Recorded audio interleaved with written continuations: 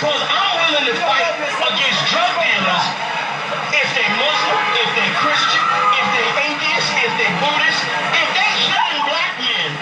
Guess what? I'm gonna say something about it. Because you know why? Just like you ain't gonna, like your boy said, it ain't gonna happen. Guess what? I'm not letting nobody sell you drugs without me saying that. I'm not gonna do it.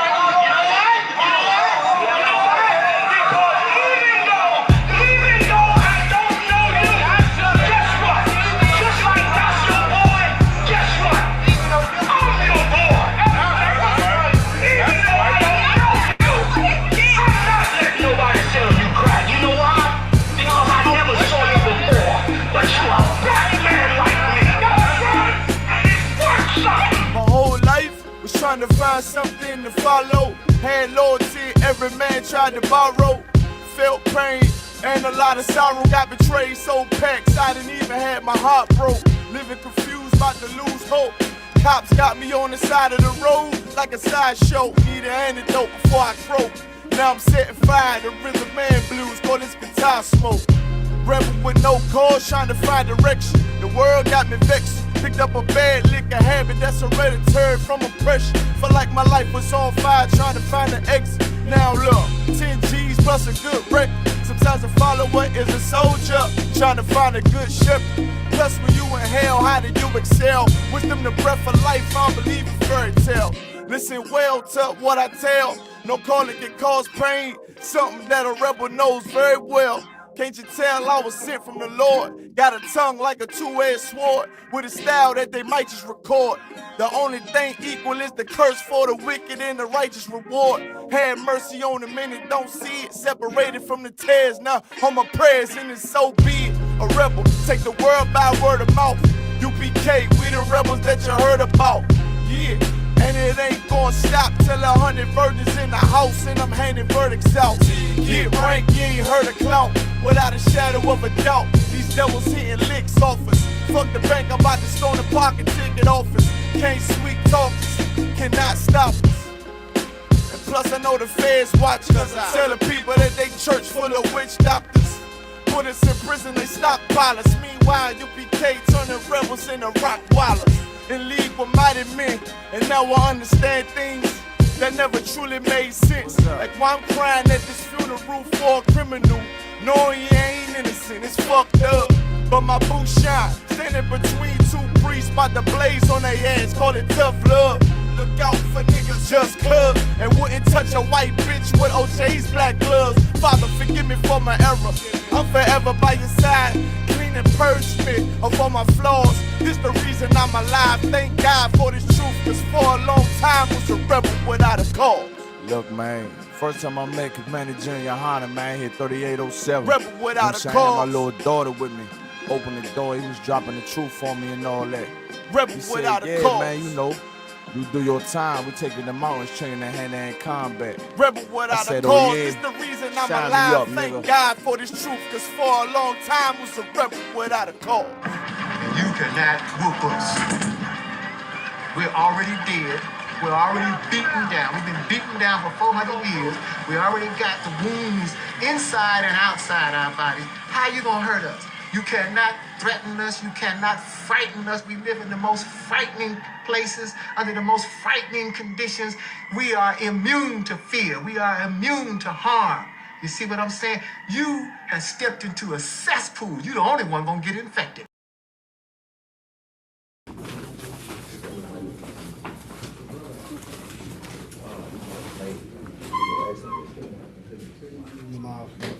All right, clap it up. We the Israelite. Shalom, Yahweh Hashem, Yahweh Shabrak Thumb. To the brothers, Yahweh Shamar, Allah Thun by Hashem, Yahweh Shah. To the sisters, we the Israelite School of Universal and Practical Knowledge. Started out of 1 West 125th Street, Harlem, New York, under Commander General Yohana. Today is the Sunday Scripture Breakdown class in Dallas, Texas. You got any questions online, you can type them in the chat. Got any questions in the room, you can raise your hand, ask any question you have. Today, the title of the class is A Poor Man's Job. A poor man's job, we're going to find out how important it is to be poor. We know how important it is to be rich, because that's all you hear about. All you hear about is the glory and the honor and how everybody wants to be rich, but none of us are rich. So what does it make us feel like? It make us feel like we ain't made it yet. We ain't started living. We don't know what life is about because we haven't even entered into life. Life is when you get rich. Well, we're going to find out what a poor man's job is and how important it is to be poor. That's what we want to go into. So, anybody got any questions before we get into the topic? You can raise your hand. Sis? Revelation 17, 5 and 6. Right to it. Revelation 17, 5 and 6. And what is it in particular that you want to know? Is the scripture talking about a man? All right, let's read it. It's the book of Revelation, chapter 5, verse 17. 6. 17. Chapter 17? Verse 5 and 6. The book of Revelation, chapter 17, verse 5. And upon her forehead was a name written, Mystery Babylon the Great, the mother of harlots and abominations of the earth. First of all, what's a harlot? Raise your hand. Go ahead. What we call a whore. A whore. This place is the mother of whoredom. So if you're looking at everything on the earth, every place on the earth, this place is where it originates from. It's the mother of it. Keep going. Verse 6. And I saw the woman drunken with the blood of the saints. Drunken with what? The blood of the saints. Who are the saints? Us.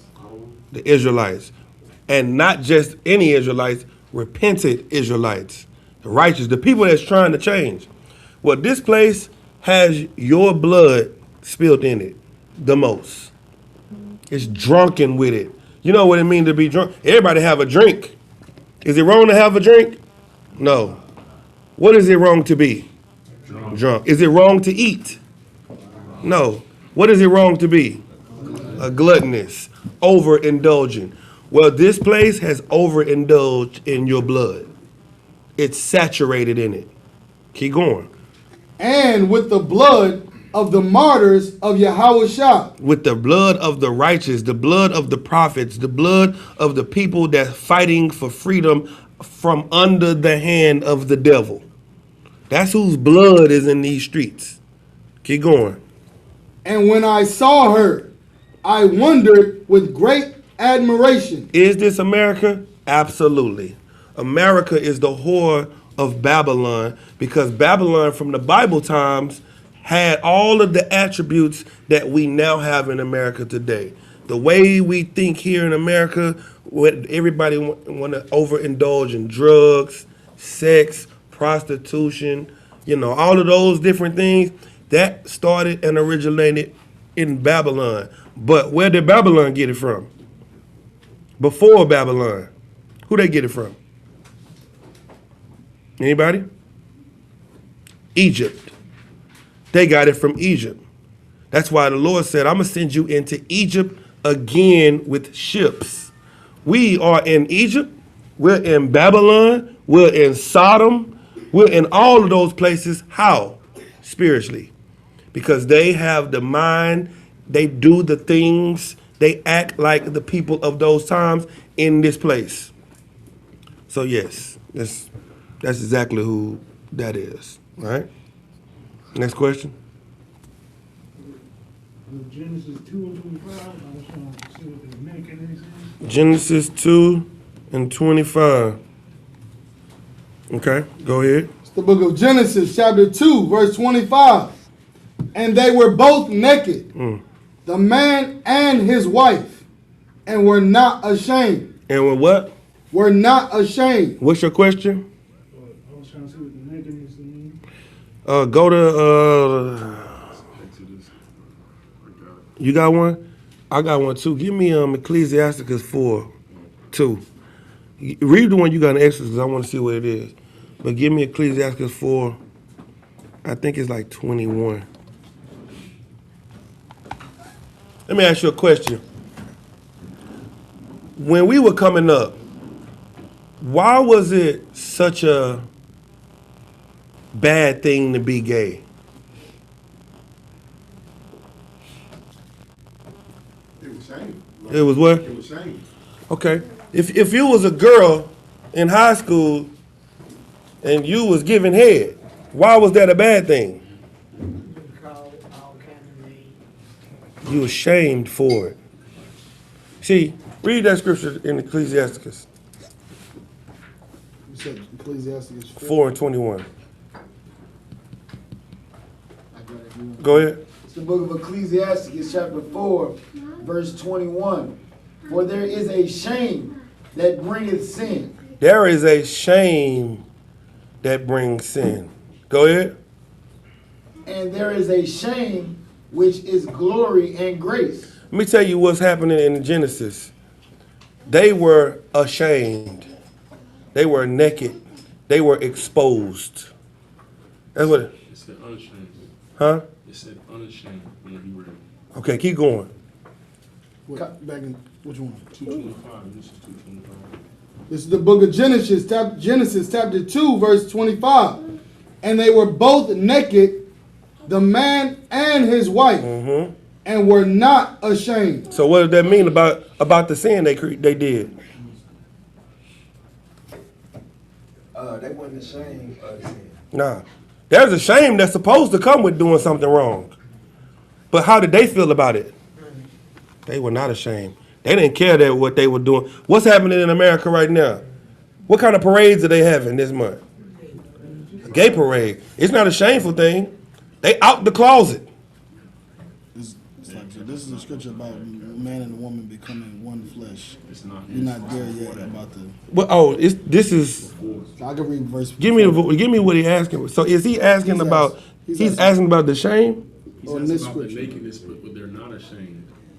Okay. This is before they did it. Gotcha. I got you. So you want me to Salakia. Yeah, go ahead. Kind of more concept. Salakia. Go ahead. It's the book of The water. Genesis chapter 2, verse The water. 23. Go ahead. And Adam said, this is now bone of my bones and flesh of my flesh. Okay, the water. She shall be called woman because she was taken out of man. Verse 24. Therefore shall a man leave his father and his mother and shall cleave unto his wife. What's happening right here? What's happening with Adam and Eve? Then he getting a rib out of his family. He's marrying her, right? Now, with this marriage is happening, and how do they feel about this marriage? First of all, this marriage is happening like Adam and Eve's. This marriage is not a ceremony. It's not walking down the aisle. This happened. What happened to Adam? How do we know this happened like Mary and Joseph? How do we know? Because it said that he was in a deep sleep. He was unaware. He was unaware. Just like a lot of you made a bunch of kids unaware in a deep sleep. A lot of you made some children, you were unaware because you were full of liquor. And you were unaware. And when she called you and said, baby, I think I'm pregnant, what did you feel? Shame. What did Adam feel when he got through with Eve? Unashamed. He knew that what he did was right. He was like, yes, I did that. He's like, damn, I would have never did it. You know why Adam would have never slept with Eve? Because he would have went and got him an exotic woman. Right. He would have went and got him a woman from somewhere else. The Lord had to put Adam in a deep sleep because he went and married the girl from around the block. He went and married the girl he was in elementary with, middle school, the girl he been knowing his whole life that he looked at as a friend. He didn't even look at Eve like that. She was just, oh, that's Eve. Oh, Eve, oh, yeah, she cool. She, Everybody else looking at Eve like, man, Eve bad. Eve? Oh, come on, bro, that's Eve. Well, guess what? One day, he was unaware, and he saw the Eve that everybody else saw. And then when he realized, he said, that's Eve. You understand? That's what this is about.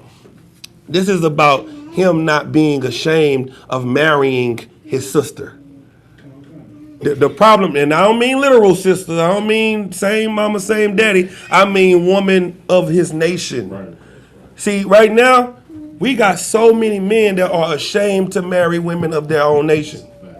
They're ashamed of it. It's like a bad thing to marry a black woman. Go ahead. It's like it's everybody should. That's where the whole passport bros come from. Yes, we got to go get a woman from somewhere else because our women ain't no good. Who said that? Right. I don't know where they get that from. We got the best women in the planet. There is no woman better than ours. Right. So when Adam came back to his senses, he realized that what he did was absolutely right, and he was not ashamed of it. All right? Get the manure blocking me. Still right there. Is it still in there? At least one is still there. Okay. All right, next question. Go ahead. The water too, y'all, for that. Go ahead. Jeremiah chapter 23, verses 5 and 6. Jeremiah 23. All right, go ahead. It's the book of Jeremiah, chapter 23, verse 5. Behold, the days come, saith the Lord, that I will raise unto David a righteous branch, and a king shall reign and prosper, and shall execute judgment and justice in the earth. Verse 6, in his days Judah shall be saved, and Israel shall dwell safely. And this is his name, whereby he shall be called, the Lord our righteousness. What's your question? A Christian tried to tell me, like when you look in the Greek, like basically, like this prophecy is about Hawashai, right, Adawan. So he was saying, when you look in the Greek, it's saying that Hawashai is going to be called the Most High, like the same name. So saying that he's the Most High. Yeah, okay. First and foremost, you don't have to worry about what nobody else say about the scriptures because they don't understand the scriptures. Let me tell you the best thing for you to understand. The context lies in the Holy Spirit. People that don't have the Holy Spirit will never understand the context because they're trying to connect the context to words. Right. You know what I mean? Okay, perfect example that I can give you is when the Lord said, surely my flock have became a prey and became prey to every beast of the field. When you look that up, you know what they say the beast of the field are? Animals. When they say that the flock of my pasture, you know what they say about the flock of my pasture? They say that they are sheep. But what do we know it's talking about? We know that the flock of the Lord's pasture is Israel, and the beast of the field are the other nations. But when you look it up in the Greek and you look it up, it's going to say something else because the people translating it don't have the Holy Spirit.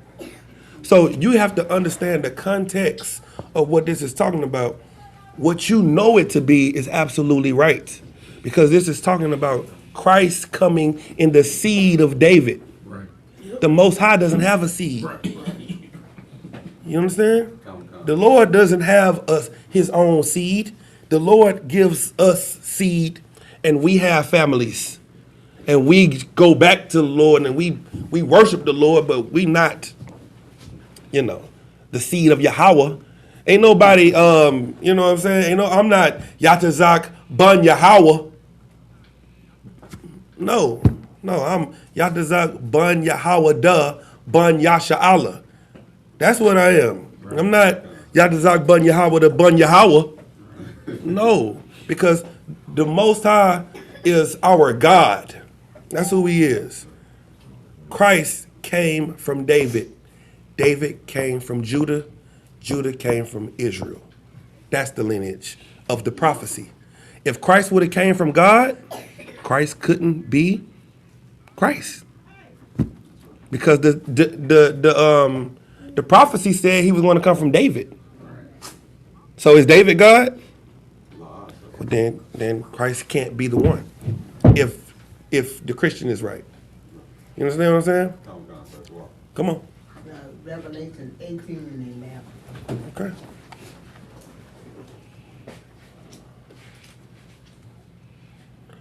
Revelations 18 and 11. Come on.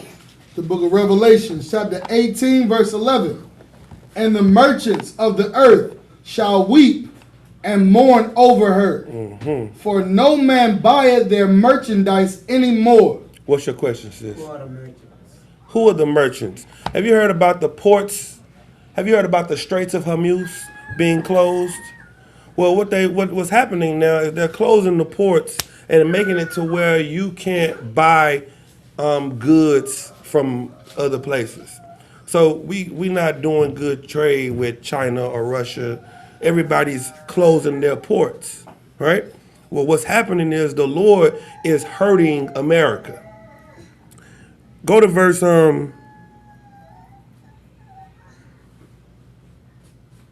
3. Verse 3. For all nations have drunk of the wine of the wrath of her fornication. See, all nations have put in and helped America destroy us. They've all put in together. So this is not just an American thing. Everybody is going to suffer for what they've done to us. And the Lord is going to hurt everyone by hurting the trade. Go ahead. No, it's like, sir, if I could, it's heavy because when it said they all have been drunk with the wrath because them getting involved with America, America always ends up turning on them. Like, for a while, America used Afghanistan against Russia. But then when they got done with Russia, they went and invaded Afghanistan and bombed them and killed them and then took over their land, they poppy fields. So it's like, once you get in bed with them, they'll do a deal with you, then they end up turning on you and you suffer the wrath because God's like, she a whore. I'm gonna punish everybody that's dealing with her. But they end up being America doing it to them. Yep. So like, Keep going. And the kings of the earth have committed fornication with her. And the merchants of the earth are waxed rich through the abundance of her delicacies. Through the what? Abundance of her delicacies. Through her trade. This is how they got rich. Through trading with Babylon and Babylon with everyone else. But who's the biggest consumers? Who's spending the most money? We do. We the one making everybody rich. Right. So now, if the Lord cut them off from their merchant ships and everybody stopped trading with each other and now we stop spending money with them, now who do we start to spend money with? Each other. Now you see that thing that happened with the Asians? You know what everybody started saying? We finna start putting in orders for Asian foods and not going to pick it up. Let's boycott the beauty supply. Let's boycott the nail shop. Go ahead. You know beauty supply. I looked it up one time. I think women spend over $3 billion a year just on beauty supply. I think it's more than that. Yeah, it's a trillion, probably 3 trillion. Yeah, like we are. What's the? Come on now, so give me some numbers. Y'all know y'all the numbers crew. We spend so much money with everybody else. We don't spend no money with each other. Black businesses are struggling, and everybody always got to say, you can't trust a black business to do nothing. They don't open on time. They ain't never, the food ain't hot. But then you go to McDonald's and they get your order wrong. You don't make no review against McDonald's. Have you ever checked McDonald's reviews? That's a 5-star business. Yeah, I get something. But when you open up a business, as soon as you don't give them some napkins and some ketchup, then you got the worst business in the world. Go ahead, what you got? Black American annual buying power is estimated to exceed 1.8 trillion, with projections pointing toward 2.1 trillion. So now you spending 1.8 trillion in this place a year, and 2.1 trillion. All right, now what's gonna happen when you stop spending money with them? They're gonna fall. They're gonna tank, and that's what you see happening. That's why the gas spiking. That's why everything going up, because now I was just at this oil place the other day and I'm listening to them. They like, do we got 10W30? No, we out of 10W30. Do we got any? No, we out of synthetic. Do we? Hey man, you know this oil stuff been hurting us, man. We don't got no oil. They giving us the shipment that we asked for. They got to give us 1/3 of that because they got to spread it across all the oil businesses. Who is that hurting? That's hurting everybody. Drop down to verse Can I have another statistic? Okay, I want you to drop down to verse 11 though. But go ahead. You keep reading your statistic. I'm gonna go to global rank. If Black America's annual spending power viewed as its own national economy, it would rank among the most powerful GDPs globally, frequently exceeding the economies of major countries. So, if we would just do our own thing, we would blow everybody out the water. Well, who is the do their own thing that need? If we spent money with each other, you know how many millionaires and billionaires we'll create overnight? And trillionaires overnight? Everybody will start having money. Why don't we have money? Because where's it going? To the white man, to the Asian man, to the African man, the East Indian man. All of these men. There's a Chinatown in every major city and state. There's no Negro town anywhere. We don't have nothing for ourselves. You understand what I'm saying? Go ahead. So it says the black community in the U.S. spends approximately $9.4 billion on beauty products annually. This group is one of the fastest growing and most influential segments in the market, with the consumer spending on beauty and wellness outgrowing the overall U.S. rate. Do you hear that? That's just what our women spend on hair and stockings, lashes, stocking caps, do-rags, bonnets. Bonnets, come on now. You know the bonnet sale has gone through the roof. We making these Asians rich off of bonnets and headbands and stockings and wigs. And we on the street poor. We selling drugs to each other. And they selling us bonnets. The Lord is like, this got to stop.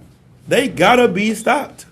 So what is he going to do? He's going to stop the shipment from making it over here. Now he's going to make sure that there is no boats coming over here to bring you your bonnets and your weave and your nails or none of that. Go ahead.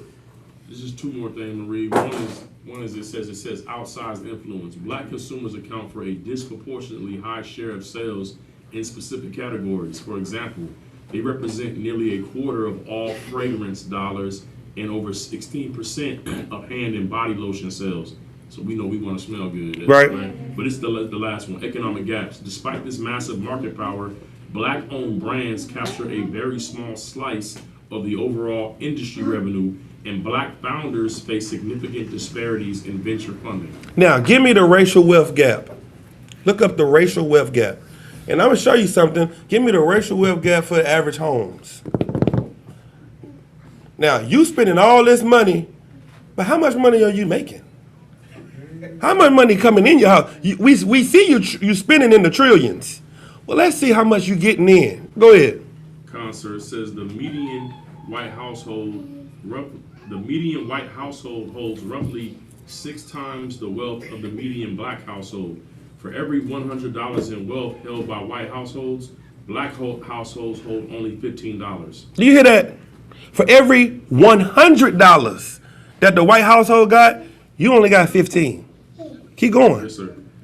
The median white household has a net worth of approximately $284,310. The average white household, the median, just, 200 and what? $284,310. And keep going. Compared to just $44,100 for the median Black household. Compared to what? $44,100 to the median Black household. So the Black household got 44,000. The average white household got 200-some thousand. You know what the problem is? We spending money with everybody else but each other. We got it. We making them rich. We making them trillionaires and billionaires. Why can't we do that for each other? Because we are directing our money to the wrong place. Well, you know what the Lord said? Don't worry about it. I'm going to stop that. I'm going to make sure that don't happen no more. Now read verse 11. If I could also, sir, I was going to say in Deuteronomy, one of the curses is that we was going to go to them and want of all things. Yes. We are the borrowers. They're the lenders. You need something, who you got to go to? Them. Keep going. It's verse 11. And the merchants of the earth shall weep and mourn over her, for no man buyeth their merchandise anymore. So what's going to happen? The Lord is going to stop the boats and the ships from coming over here, and nobody going to buy their stuff no more. That's how the Lord is going to fix this problem. You know what that's going to do to you? It's going to hurt you, though. It's going to hurt you because you're already poor. But today, you know we're going to find out the benefits of being poor. That is beautiful. It's great. Being poor is actually a good thing. Because what did it say? The higher you go, the harder you fall.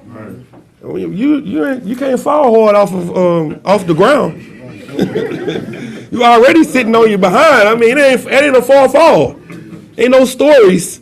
You know, ain't no 10, 20-story fall. You just, lay back. You'll be all right. And that's why your king and your God has always told you to be content with whatever state you in. That's why we was taught that. They blowing their brains out for anything. They are killing their entire families if they lose their job. What do? You just go get another job. That's it. You just go get another little job. You know what I'm saying? Go get you another job or go fire up a lawnmower or something and cut some grass. You gonna do something. You gonna find some type of way to take care of your family. You gonna buy a drink first, though. You gonna have to get you a drink. That last paycheck? Yeah, get you a little drink, and then go knock on some doors and say you're gonna cut some grass. The white man, he looked at you. He said, "Everybody up top, to the top floor. We have a family meeting." And he started with the dog.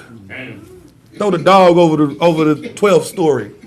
Kill the bird, kill the kids, and then blow his brains out. And he says he's doing it for the betterment of you. That's how the Lord is going to make this place fall. He's going to hurt their pockets because that's their God. Their God is their money. So he's going to take it from them. Keep reading. Verse 12.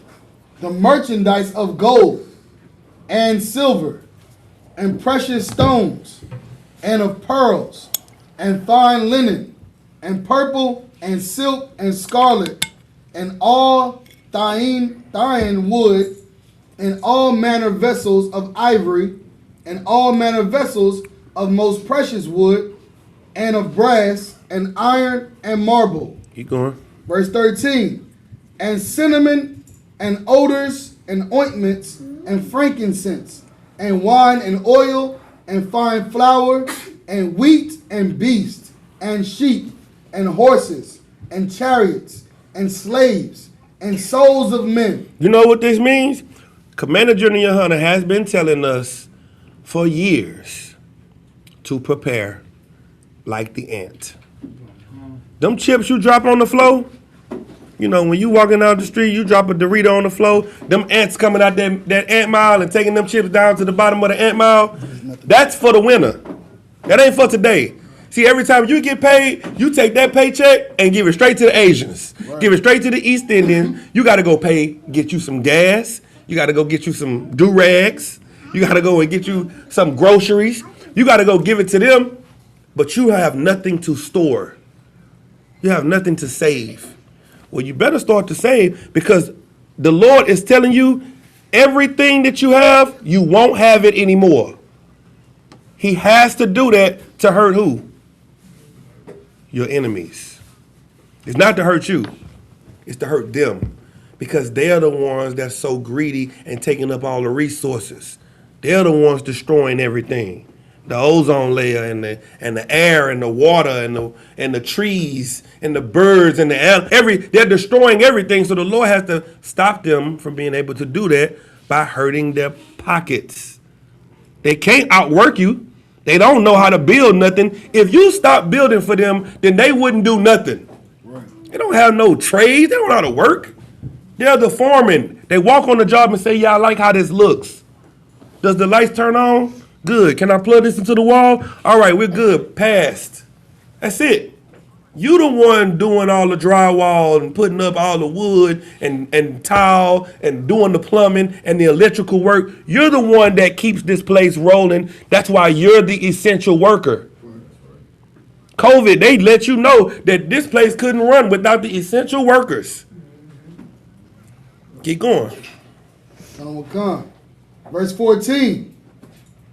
And the fruits that thy soul lusteth after are departed from thee, and all things which were dainty and goodly are departed from thee, and thou shalt find them no more at all. You gonna do what? Find them no more at all. If you like fruit, you better start growing them.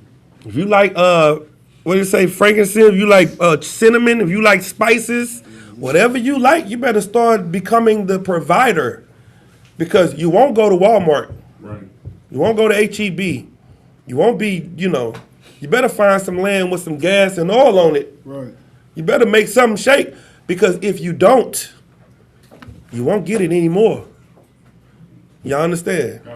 Why is that going to happen? Because the Lord is keeping his promise in hurting your enemies for hurting you. Now, to be free, it hurts. It takes work. It takes hard work. That's what freedom is. Freedom ain't sitting up and just being happy all the time. Freedom takes work. And you're going to have to get used to working if you want to be free. You understand? Next question. You good, sis? You good? Let me get his. I'm going to come back to you. Go ahead.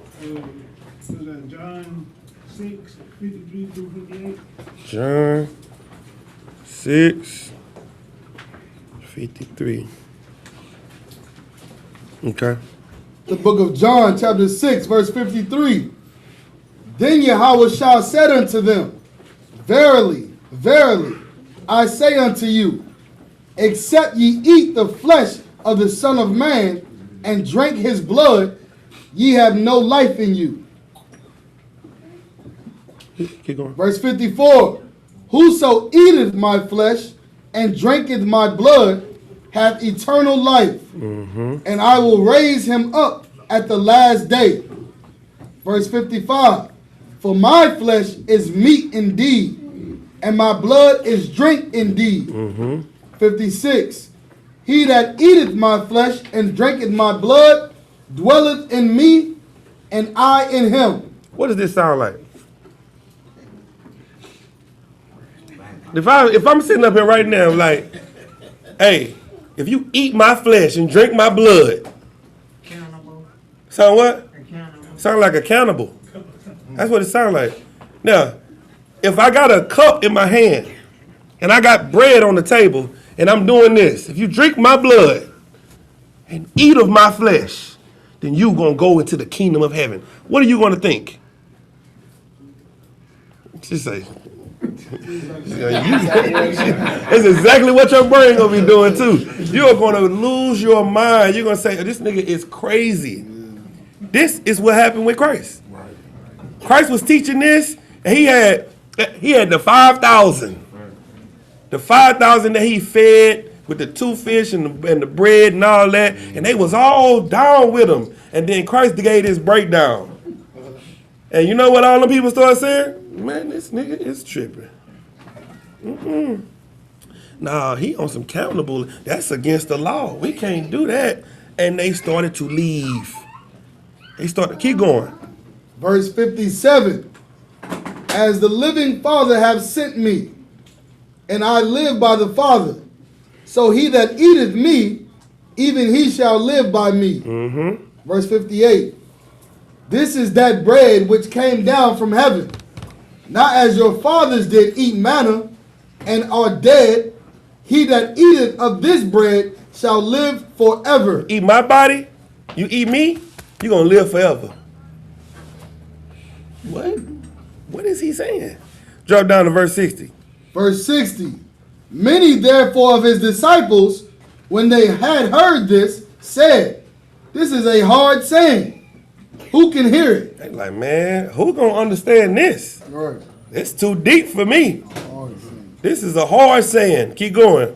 Verse 61. When Yahushua knew in himself that his disciples murmured at it, he said unto them, doth this offend you? You're like, what's wrong, y'all?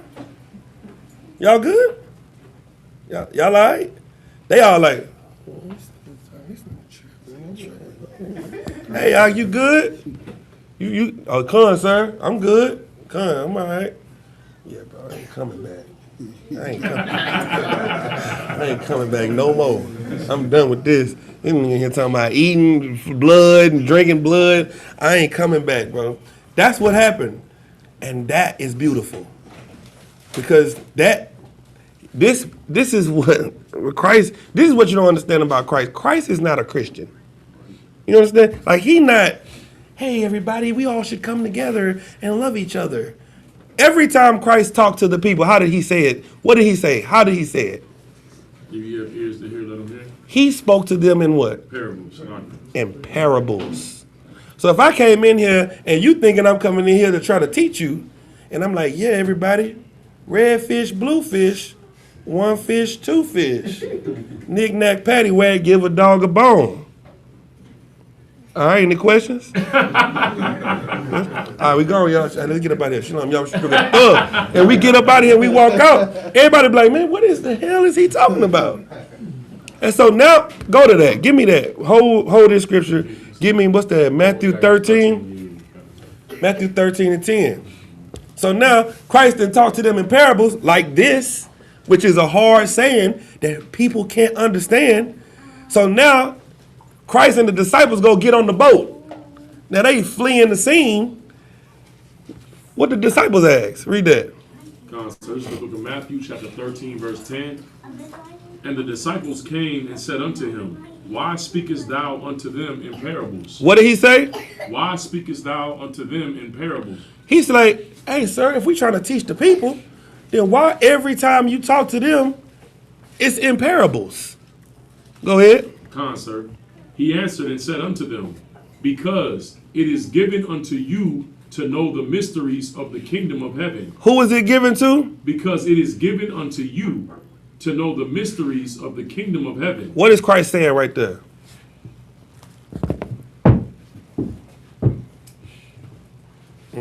Somebody else. Go ahead.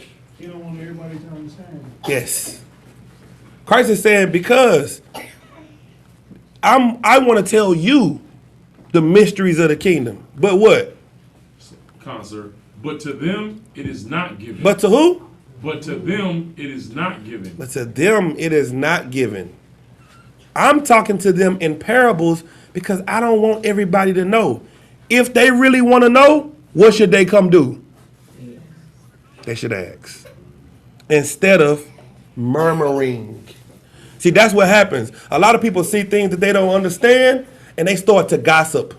They start to murmur. And they start to whisper with each other to find out who got the same demon that I got. Who's weak like me? You see? Oh, man, you heard that? Now, what that brother should have said, yeah, you don't get it? No, I don't. Well, go ask him. Raise your hand. Nah, I'm good.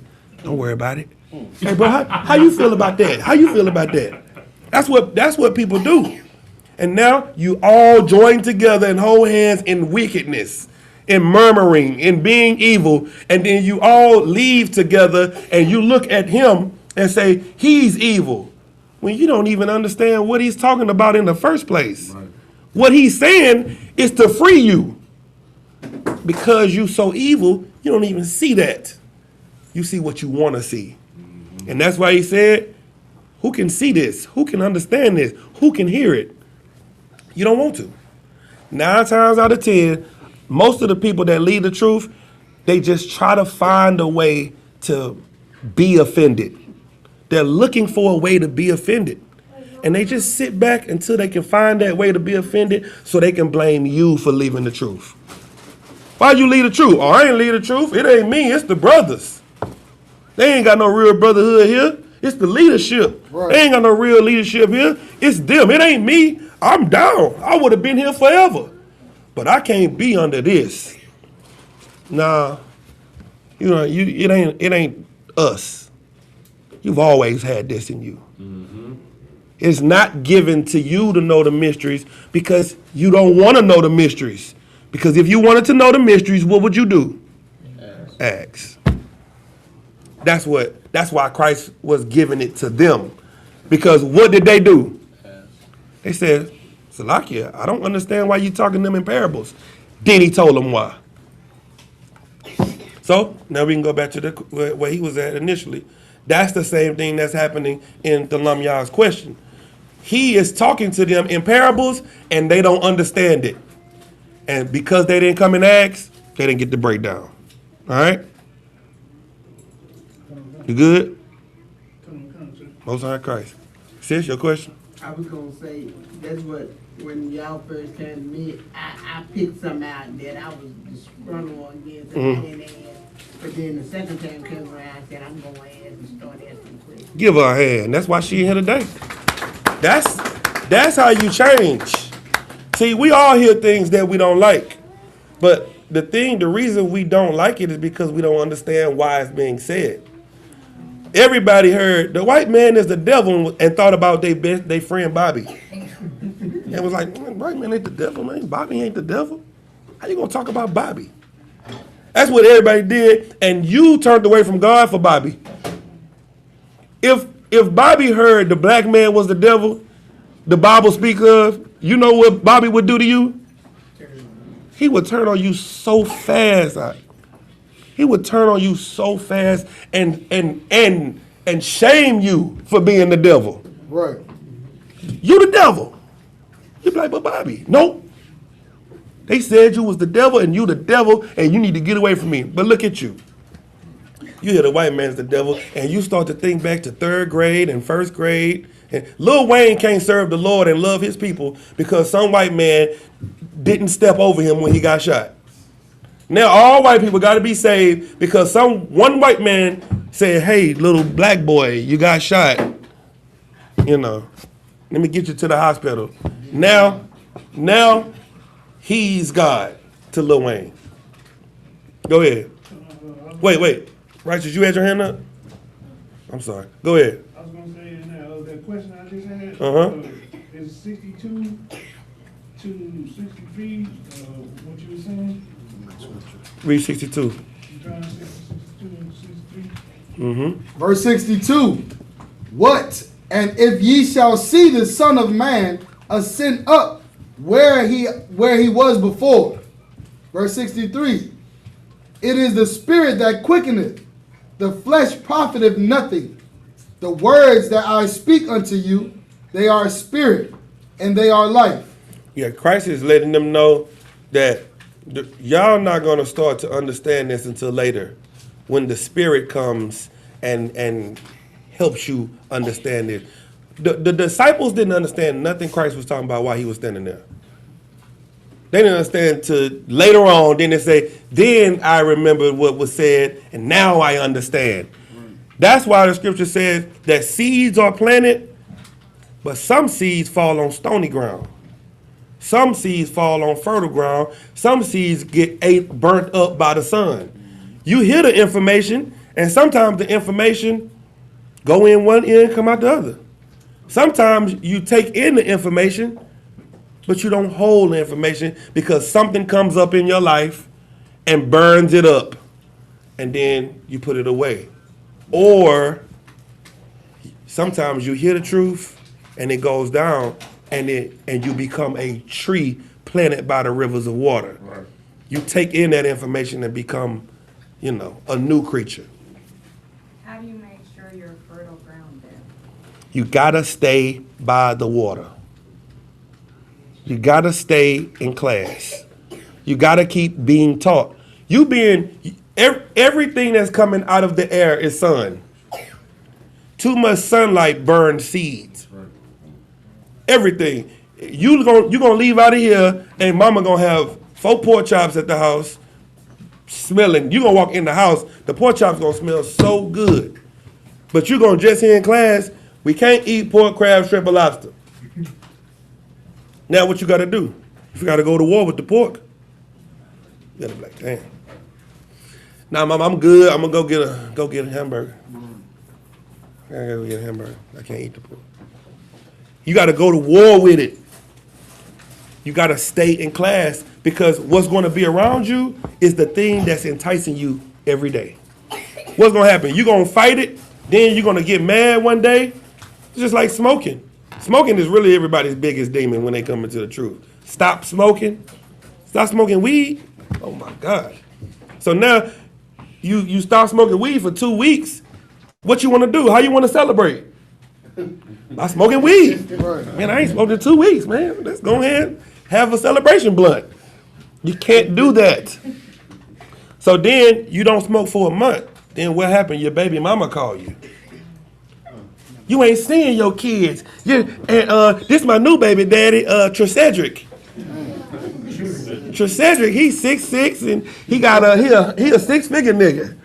And you know, I'm about to pull up in this Hellcat to come and drive by so you can see the kids through the window, but you're never gonna see them again. You know what you're gonna say? I need a blunt. I need some weed. And she called me talking about some Trecedric nigga. And you start smoking, and everything that you learned, you neglected it because the sun was too hot. You are gonna have to stay by the water. You're gonna have to say, hey, so like I need counsel. My rib just called me talking about some Trecedric, and I say, and you're gonna say, man, F Trecedric and your rib and everybody. Don't worry about none of that. Come to class. All right, come. The water, sir. Yeah, we're gonna come to class, we're gonna eat. Oh, I'm good for now. We're gonna eat, drink, we're gonna be merry, we're gonna have brotherhood, and we're gonna get past baby mama and Trecedric. You understand? That's how you fight the demon. Because trials are going to come. We're not gonna tell you that everything gonna be all right and everything gonna be prosperous. No, you're gonna have to fight you're gonna have to fight you. Right. You're gonna have to fight you. All right? Anybody else? Go ahead, sis. Revelation 19:7. It's in that Revelation. She's trying to find out what's happening today. 19:7. Mm-hmm. The book of Revelation, chapter 9, verse 7. 19, verse 7. Let us be glad and rejoice and give honor to him, for the marriage of the Lamb is come, and his wife hath made herself ready. Verse 8. What's the question in particular? Who is the wife of the Lamb? We are the wife of the Lamb. See, what we're doing when you coming in here is you're becoming clean, right? And once you become clean, you become a virgin. That's right. And the Lord is looking for virgins. Now, if you read that without the Holy Spirit, without the context, what would that mean to you? That you can't go with Christ unless you're a what? A virgin. A virgin. So you got any kids? Oh, you out of there. You can't go to heaven. You didn't have intercourse before? Oh, no, you can't go to heaven because Christ is looking for 144,000 virgins. No, that's not what this is talking about. You know why we know that? Because we have the Holy Spirit. Because that's where the context lies. The virgin is the clean people. The people that die, that got one belief, not mixed beliefs. We're not mixing the truth with Christianity because now you're a whoring. You're mixing these two together. They don't go together. What has to be in this cup is straight mango carrot juice. That's the only thing in here. I don't want no, pineapple in here. Just mango carrot. That's it. Anything else being in here, it taints the bottle. Well, that's how you have to be with the truth. You got to get all the Christianity out of you. That's why we don't even say bless you when you sneeze. Because it has a religious aspect to it. People used to say bless you during the Black Plague, and they thought anytime you sneezed or cough, you was about to die. And they was like, oh, bless you, brother. Oh, bless you. And it was a religious thing. We take that out of our vocabulary. Anything that could possibly make us serve another God, we take it away to be clean. See what I'm saying? That's the virgin. So what is the marriage? Christ comes back. The bridegroom. Christ comes back and gets the virgin. So Christ comes back and take away what kind of people? I'm asking. What kind of people does Christ take with him? Huh?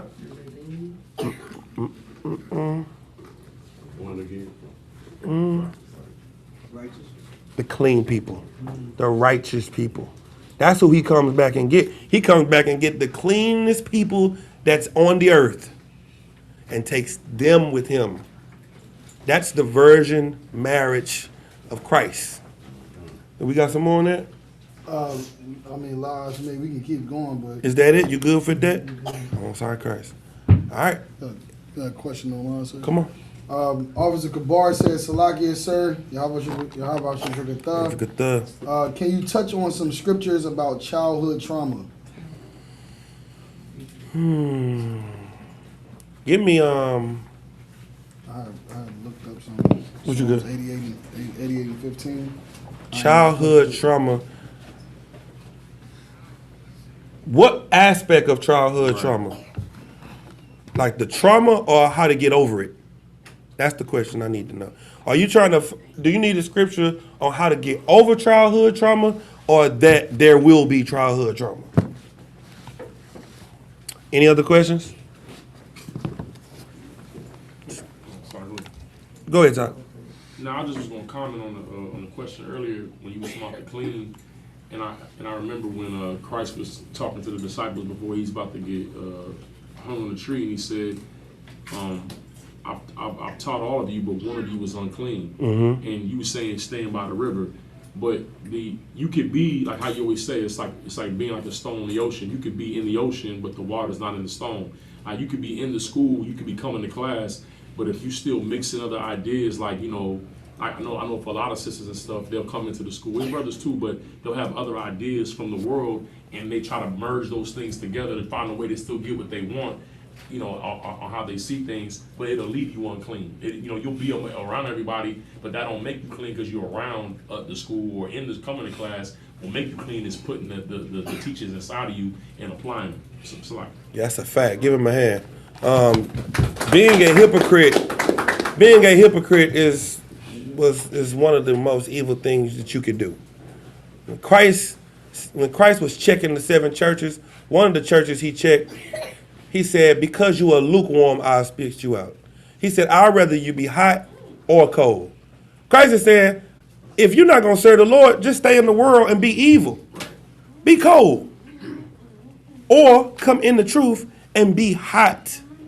But to come into the truth and hold the worldly things and take stuff from the truth and bring it and mix it in and be lukewarm, I'm going to spit you out. That's more of an offense. I respect you more if you just stay out in the world, be a drug dealer, be a whatever you want to be, then just stay out there. That's cool. We know where you stand. But to come and stand in here amongst men and women that's really trying to change and you in the middle of them being fake, nah, you the op. And that's what Judas was. Judas was amongst righteous men, hanging with righteous men, but had hatred for his brother. That's the problem. The problem with us is that we don't know how important loving each other is to the Lord. You don't know how important it is. Loving each other is the core foundation of God, the Bible, and all of this, because this is about our family's unity. Adam lost the garden. We're trying to get the garden back. That's all this is about, getting the garden back. And how do we get the garden back? As a clean family. That's what we got to do. Go ahead. I could, sir, just like to what you were saying, because a lot of times too, I don't think when you said about the loving each other, right? A lot of times too, like, well, if you could, sir, could you go into how dangerous cliques are? Like the battle between the house of Saul and the house of David, that issue that they had, it allowed all of our enemies, surrounding nations around us, to have an edge on us, right? Because we had infighting, and the whole idea of like, well, you know, I'm over here and this is how I get down with these brothers. I don't know about them brothers over there, but then we claiming to be in the same thing. It's the same. It's the same concept. Like we're enemies to each other, but we're playing a role like we one nation. Right. And it's like it's at a level with with us in the school in the truth. Then it goes to like like the tribes, Mexicans and blacks and all that. Then it goes up again. Like we're finding reasons to not be with each other instead of finding the reasons. The main reason, which is all our enemies hate us, to come together. Well, yeah, I can actually go into it. Give me 1 John. 1 John 3 and 10. 1 John 3 and 10 to kind of hone in on exactly what you just asked. The book of 1 John chapter 3 verse 10. In this, the children of Yahweh are manifest, and the children of the devil. In this, the children of the Lord are made manifest, and in this, the children of the devil are made manifest. Keep going. Whosoever doth not righteousness is not of the Most High. Neither he that loveth not his brother. Neither he that what? Loveth not his brother. This is how you know who really love the Lord. Who does righteousness, who keeps the laws, and who loves their brothers. So many people want to talk about how they keep the laws, they do the feast days and all that stuff at the house by themselves. Right. Alone. With the dog and the, and the cat and the plants. And, that's their righteousness. The righteousness is shown by how much you can love your brother. See, everybody can say they love God. Why? Because he ain't here. Everybody love Jesus. Why? Because he ain't here. Every woman could say, I love Jesus and Jesus is my husband. Well, then Jesus got multiple wives. Is that a problem? Would you be with Jesus if he had multiple wives? Well, you know why you'll say you'll be with Jesus if he had multiple wives? Because he's not here. Right. Why can't you be with your husband with multiple wives? Right. Because he is here. And that's real. Loving God and loving Jesus ain't real because it's just talk. You actually have to love your brother. That's hard because you see him every day. He offends you every day and you got to forgive him. Keep reading. Verse 11. For this is the message that ye heard from the beginning, that we should love one another. We should do what? Love one another. This is what you're going to keep hearing over and over again about how important it is for us to love each other. Selflessness is the way to the kingdom. Obeying the Lord and loving each other is the two greatest commandments. Why? Because we can't get the garden back without obeying our Father, and we can't get it back without our brothers. Right. We got a family inheritance that we can't have access to because our Father is waiting for us to squash the beef. And I can't come in with my tribe alone. I got to go and get all 11 other tribes, not just brothers, the whole families. I got to go get all of them and bring them together and present. We got to present ourselves before Daddy. Like, hey, Pops, we here. We did it. Now he like, all right, open the gates. There they go. Last time they showed up, it was just 3 tribes. What are we going to do with 3 tribes? This ain't for 3 tribes. You see all 12 names on this gate? Well, go get the rest of them before you come back here. Damn. Keep going. Verse 12. Not as Cain. Not as who? As Cain. What did Cain do? Keep going. Who was of that wicked one. He was of who? Of that wicked one. You know why Cain was of that wicked one? Because he acted like the spirit of the devil. That's what he behaved as. Keep going. And slew his brother. And wherefore slew he him? Because his own works were evil, and his brother's righteous. You know what this is? In the first brothers in the Bible, one killed the other because one brother hated on the brother for being righteous. You know what the battle of the brothers have always been? The battle between the good and the evil. Damn. That's what it's always been. It's like in the damn movies with Thor and Loki. All these shows are trying to tell your story in a different way. Go ahead, Is that the same with 1 John chapter 4 and 1? Say it again. 1 John 4 and 1? 1 John 4 and 1, go ahead. Just the book of 1 John chapter 4, verse 1. Oh, they're not hearing their questions. Their questions, right. So we gotta I got you. Beloved, believe not every spirit, but try the spirits, whether they are of the Most High, because many false prophets are gone out into the world. How do we try the spirit of everybody? What should we be looking for? See, this is what fake Israelites do. Right. This is what they do this. I want to hear his breakdown on John the Baptist to see if I want to join him. Yep. I want to hear his breakdown on multiple wives to see if I want to join him. Is that what Christ said to do? Christ said, you'll know that these are my disciples if they got the John the Baptist breakdown. If they do what? If they love one another. Everybody is overlooking the thing that's actually in the Bible to do their own will. Everybody looking for the best doctrine. You should be looking for the best brotherhood.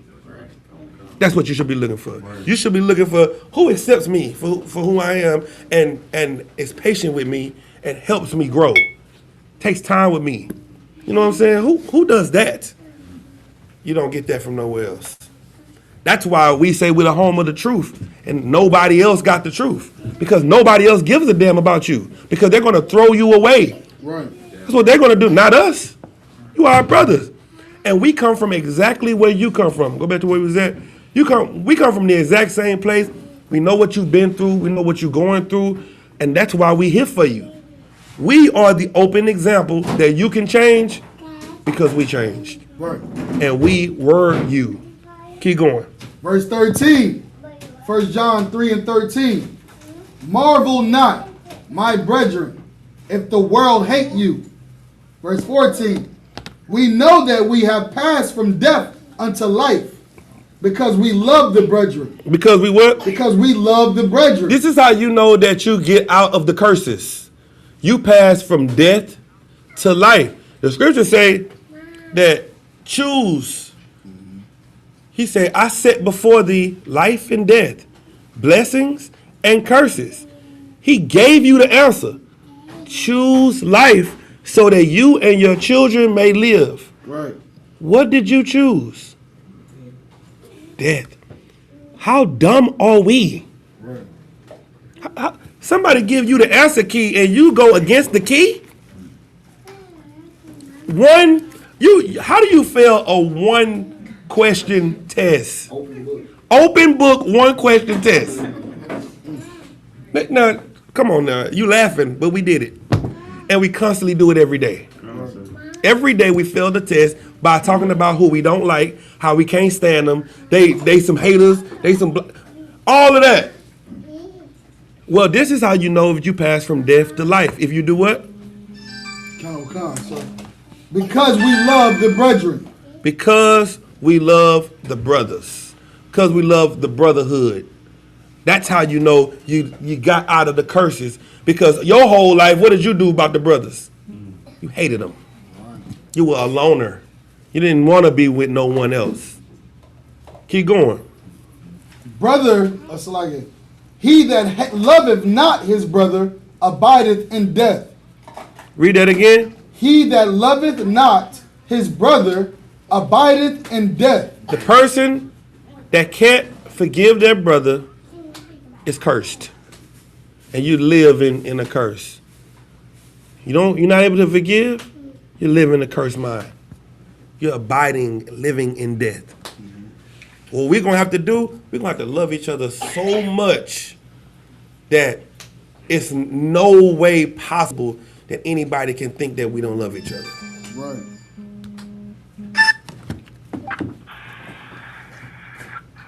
So like I said, I'm teaching class. Shalom.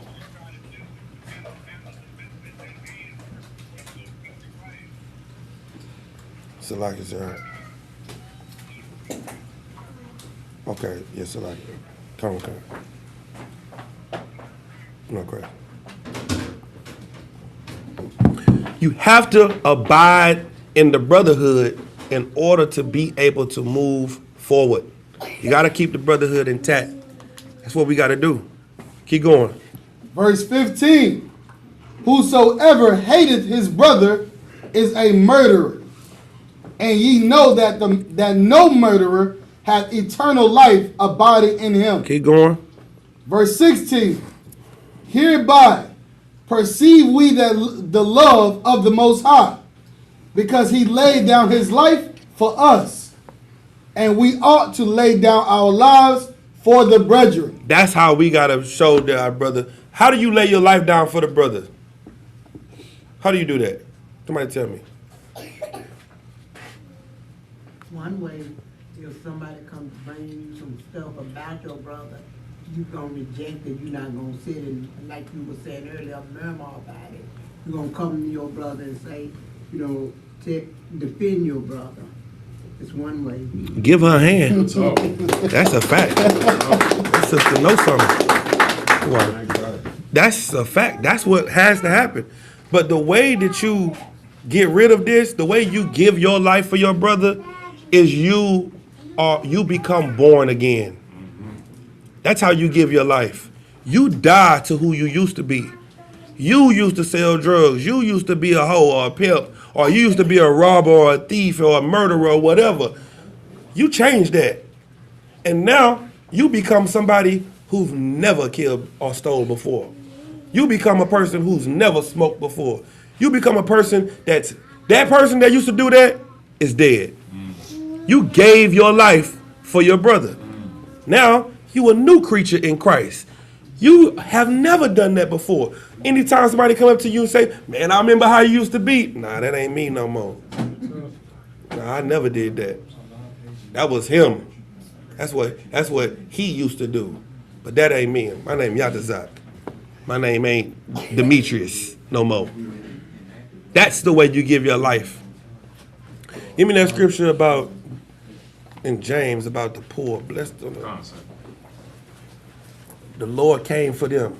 You know what I'm talking about? Give me that. That's the first thing that we're going to have to do. First thing we want to do is love each other.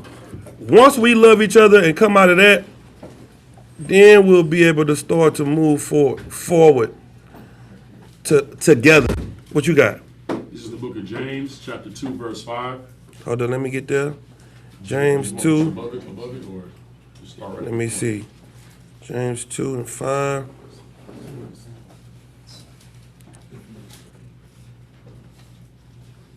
Yeah, start at 5. Concept. This is the book of James, chapter 2, verse 5. Hearken, my beloved brethren. Listen, Akim. Hearken, my beloved brothers. Go ahead. Concert. Hath not God chosen the poor of this world? Who did God chose? The poor of this world. He chose who? The poor of this world. Go ahead. Rich in faith. Rich in what? Rich in faith. In pockets? In faith. Go ahead. And heirs of the kingdom which he hath promised to them that love him. If you are rich, did God choose you according to the scripture? He chose the poor people. See, they work for what they want. You're working for what you want. What do you want? Huh? The kingdom. You know how I know? Because you're poor in the flesh, but you're rich in faith. Your mind is about doing the will of the Father. Your mind is about building and keeping the brotherhood and unifying the nation so that we can go home and present ourselves to our Father and say, look, we got all of us here. You're rich in faith. You look at the beef between black and brown and you see hope that we can unify them. That's rich in faith. Can you see how black and Hispanic, we don't talk to each other, but you come in here and say, I'm about to unify the blacks and the Hispanics. Right. How you gonna do that? I don't know. But I'm gonna do it. Me and my brothers and my sisters, we're gonna do it. That's who the Lord chose. The Lord doesn't care about your finances. The white man does. The heathen care about how much money you got. The Lord wants to see if you're gonna do his will. Getting rich is doing the white man's will. Because the Lord told you to be content with whatever state you in. You got food, clothes, and raiment. Be content. And love your brother. That's what the Bible teaches. White man wants you to only care about money. Blessed are the poor. That's who the Lord wants. He wants the people that no one else wants. God, the God of the Bible is the God of the slaves. He takes the underdog and protects them. When the Lord, do you know that when we were in Egypt, all the Lord wanted was for us to do was to go out 3 days and serve him in the wilderness. That's it. All he wanted us to do was to go out 3 days and serve him in the wilderness. And when Moses went to Pharaoh and said, hey, give us 3 days so we can go out and serve our God, what did Pharaoh say? He said, hell no, what? He said, hell no, y'all got too much free time. Right. You got free time enough to be thinking about going and serve God? Give them more work. Make the work more strenuous. Set taskmasters over them. The Lord was like, oh, that's what time you on? Oh, well, I'm finna mess y'all up then. I'm finna mess Egypt up. I'm finna destroy Egypt. Because you won't even let them serve me? Our focus, our fight is to get back to serving our Father. But we have to do it in brotherhood. Obeying God and loving each other is the two most important things that we should be focusing on. Being poor doesn't stop you from serving the Lord. Right. We use that as an excuse. It's so hard right now. You know, I'm just struggling. I ain't got it. You know what you do have? It's like it, sir. We got brothers. You got brothers. You should never be worrying about being homeless when I got a brother that got a house. You should never worry about not having a ride when I got a brother that got a car. You should never worry about what you don't have when I got somebody next to me that have it. The only way I could worry about it is if I know that he won't help me. Then I got to worry. Because now I'm alone. And that's how the white man wants you to think. You alone. You got to get it by yourself. Get it out the mud. Do it by yourself. You don't need no help. What that boy Zero say? I don't need no help, my nigga. I can do bad on my own. Well, you know why you're doing bad? Because you on your own. That's why. You standing in the crowd of people, you flashing your money. You got 1,000 likes when you flashing your money, but you can't get no likes when you're asking for money.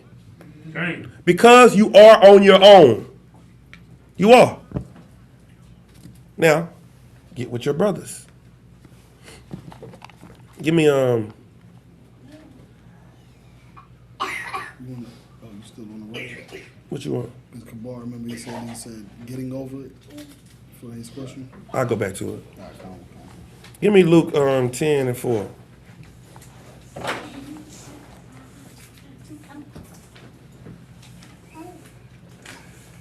This is the book of Luke, chapter 10, verse 4. Hold up. Start at 2. Verse 2. Therefore said he unto them, the harvest truly is great, but the laborers are few. Pray ye therefore the Lord of the harvest, that he would send forth laborers into his harvest. Verse 3. Go your ways. Behold, I send you forth as lambs among wolves. What is he saying right here? I send you forth as lambs amongst wolves. What is he telling you when he sends you out? What is he preparing you for? To be devoured By who? by the world. Give her a hand. Repeat what she said. She said to be devoured by the world. Because the world, they're wolves. They're ravenous. The people, you see, you're honest. You're trying to change and become better. You're so honest. That's why there were no black people on Carmelo Anthony's panel.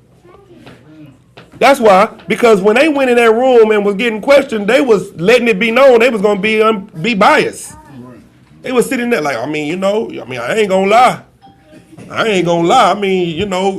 The little black boy, he innocent. Like, you going to give an answer to let them know that you're going to be, definitely going to be biased. Right. You know what the white people did? No, I can do this. I can judge this matter with no emotions. You know, I'm not gonna, you know, I'm gonna deal with this the right way. It's crazy to say that. I don't know if y'all seen not Carmelo, him, the white dude, father.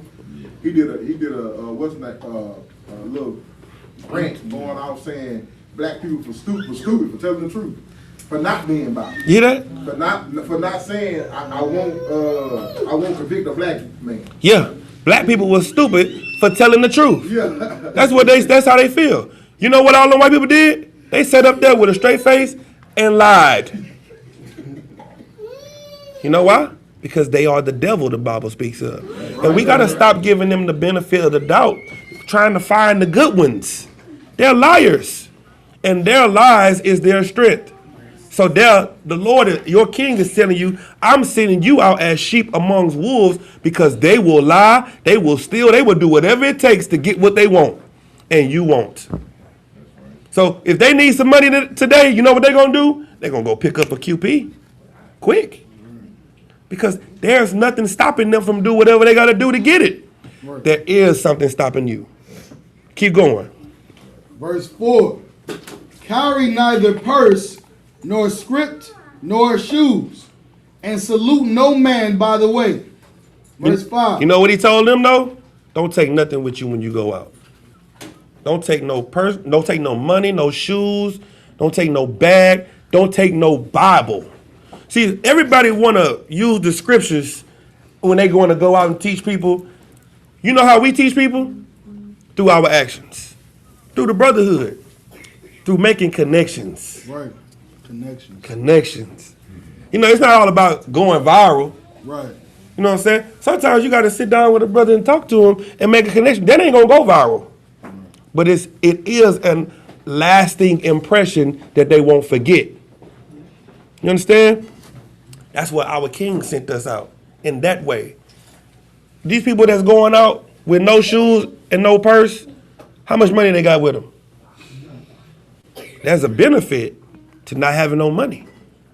Not having no money ain't always the worst thing about it, because the Lord wants to see you and use you. He could give you money like this. Money? What do you tell the disciple about paying the taxes? You're like, hey, go get that fish out the water and reach in his mouth and get my tax money and your tax money and go pay the tax collector. Money everywhere. Money? You know what ain't everywhere? Faith. Somebody that's willing to do the work. That's why he said the harvest is plentiful, but the laborers, the workers, the people willing to do it, the people with the faith, the people willing to sacrifice, that's few. That's what we got to become, the sacrificers, the people willing to just go above and beyond. That's what you got to do. Keep reading. Okay, verse 5. And into whatsoever house ye enter, first say, peace be to this house. Verse 6. And if the Son of Peace be there, your peace shall rest upon it. If not, it shall turn to you again. Let me tell you what's important. When you go places, you know what I'm saying, you got to know that the Lord is with you when you go places. And if they don't want you in their house, if they don't want to help you, then no sweat. Don't get offended. I know a lot of times it's because you do the work of the Lord and you try to offer somebody a flyer and they don't want your flyer, and you be like, well, sure, forget you then. You know, the Lord gonna get you. Don't do that. And don't cast them to hell because they didn't grab the truth the first time you offered it to them. Right. That's what a lot of brothers are so zealous. Now they in the truth. They've been in the truth 3 weeks. Now they ready for Christ to come back. You ain't even got a name yet. You about to get a name and you like, Christ, I'm ready now because I'm in the truth. No, nigga. It's other people that will come in here too eventually. It's your job to be a laborer to get them in here. Not to come in here and now rain fire and damnation down on the earth because you think you safe. No. That's evil. You got to come back to the door with your brothers. If you ain't got at least 10,000 of each tribe sitting next to you, at least. Minimum. You got work to do. Think about it like that. Don't think about the 20 brothers you know across the whole nation. Right. Let's think about it like that. We can't give the white man more of our time than we give our king. Commander Junior Hunter said something so heavy yesterday when he was congratulating the Knicks. He said, I see the Knicks cry, I seen them happy and how they was, congratulating each other for winning. He said, I just can't wait till the day that we sit with our king and we cry and we talk of the good things and congratulate our king. He didn't say congratulate each other. He said congratulate our king for what he's done. And that was so heavy because we're doing this for him. So when we see our king, we're going to say, sir, congratulations. And he's going to say, no, the water to you. You see how the brotherhood work? He's going to say, the water to you. I couldn't have done this without you. We're going to say, no, sir, we couldn't have done it without you. That's how we're supposed to be now. Right. Hey, man, that's a nice shirt you got on. What you going to say? Most High Christ. You're going to give it right back to the Lord. That's what we do. It's you giving to receive. The problem is your leaders take to receive. And that's all they've done. They've done nothing but taking, and now they're draining the earth because they're taking everything from the earth. Right. Give me Tobit. Tobit 4 and 8.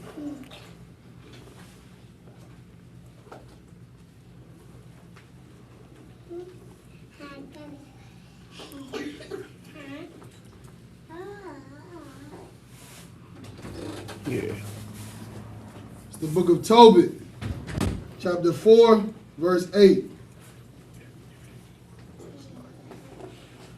If thou hast abundance, give alms accordingly. Mm-hmm.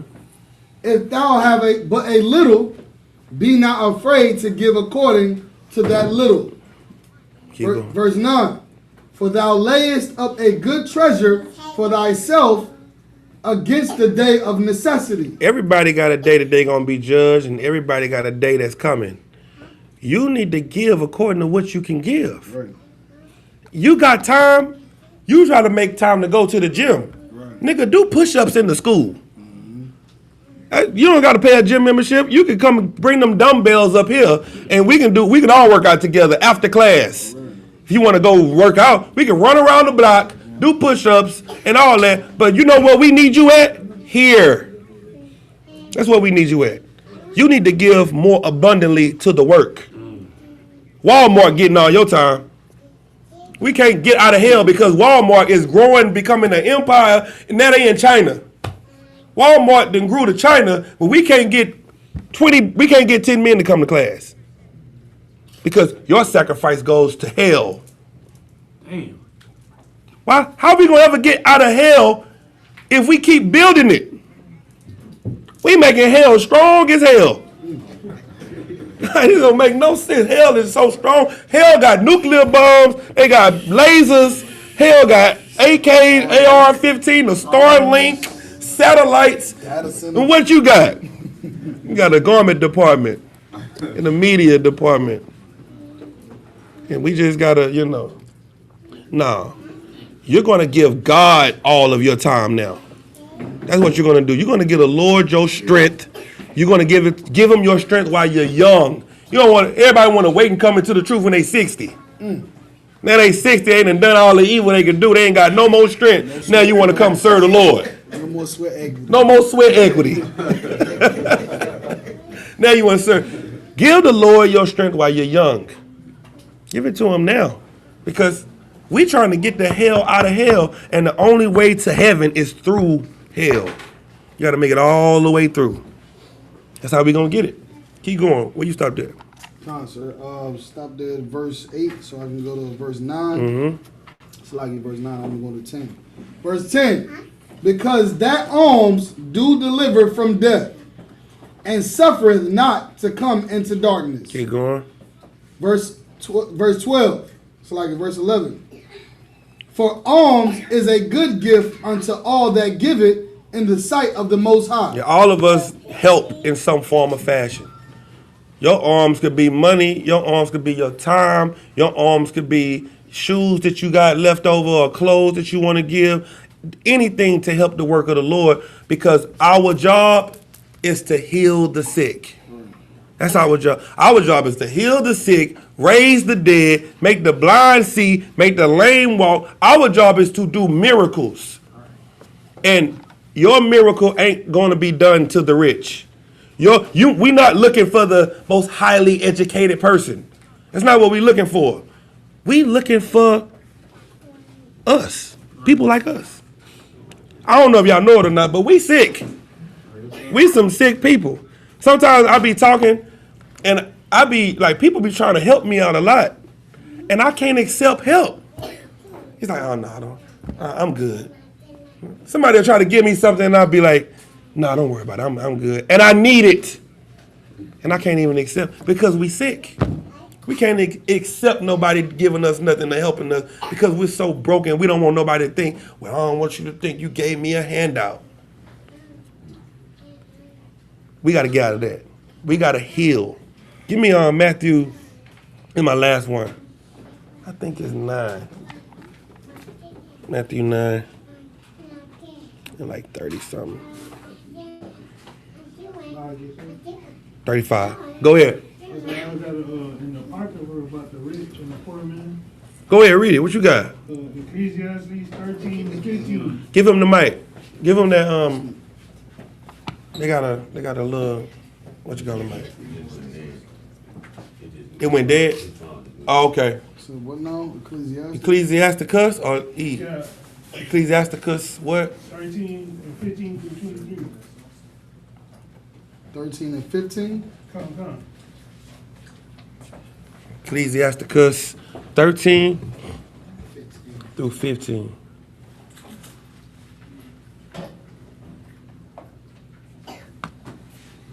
Every beast loveth his life.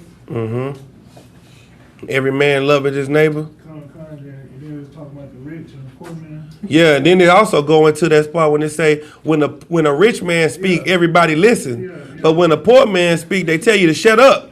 That's the problem. The problem is poor people don't think they have any value to society because the world. That's I just broke it down.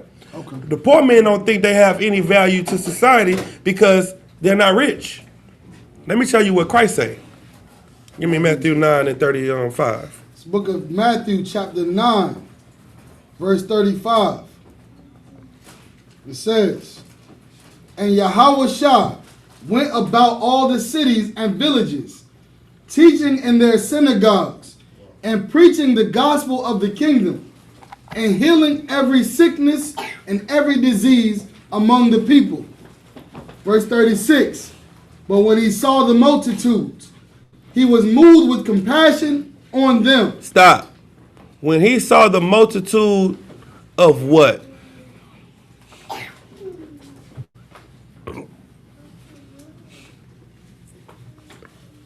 When he saw the multitude of what? Poor people.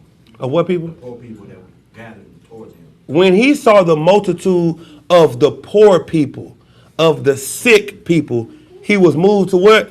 Compassion on them. He was moved to compassion. People nowadays don't have compassion for poor people. Right. Because the rich are the ones that you look for compassion for. As a man of God, you have to have compassion on the people no one cares about, the poor. Poor people gets Christ's compassion. Christ hate the rich.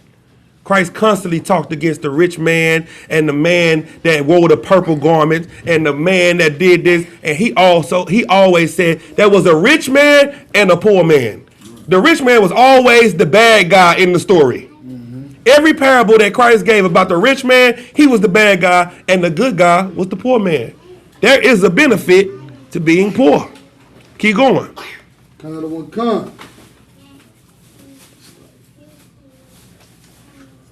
And preach, it's like it. Because they fainted and were scattered abroad, as sheep having no shepherd. Read it from the top, that verse again. Verse 36.